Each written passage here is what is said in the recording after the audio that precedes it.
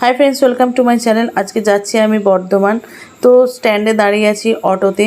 তো এখানে fresh fresh ফলগুলো দেখে খুব ভালো লাগছে। এই যে আমি বসে আছি অটোতে, তো এই যে এখানে ফ্রেশ ফ্রেশ ফল দেখে খুব ভালো যেমন লাগছে এবং মনেও পড়ছে আমাকে অনেক কিছু নিয়ে যেতে হবে বাড়িতে।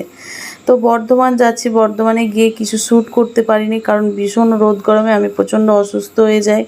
বাড়িতে এসে মানে 3-4 বার বমি টমি করে বাড়িতে এসে আমাকে আবার কিছু মেয়েদের জন্য খাবার বানাতে হচ্ছে। বানাচ্ছি পরোটা আর একটু ঢ্যাঁড়স আলু ভাজা আর মিষ্টি আছে, ওদের হয়ে যাবে। আমি একটু প্লেন ভাত আর আলু ভাতে এরকম টাইপের কিছু খাবো কারণ আমার প্রচণ্ড শরীর খারাপ, কিছু না খেলে সব থেকে ভালো হয়। আর এত গরম তার জন্য বেশি শরীর অসুস্থ হয়ে গেছে। তো দেখতেই পাচ্ছ এখানে পরোটা হয়ে গেছে, ভাজা এখানে ঢ্যাঁড়স আলু ভাজাটা করছি আর মিষ্টি আছে, কালাকাঁদ মিষ্টি আছে। তো আজকে ডিনারটা এই দিয়েই সেরে নেব। যদি আমার এই ছোট্ট মিনি ব্লগটা ভালো লাগে লাইক করো, শেয়ার করো, কমেন্ট করো।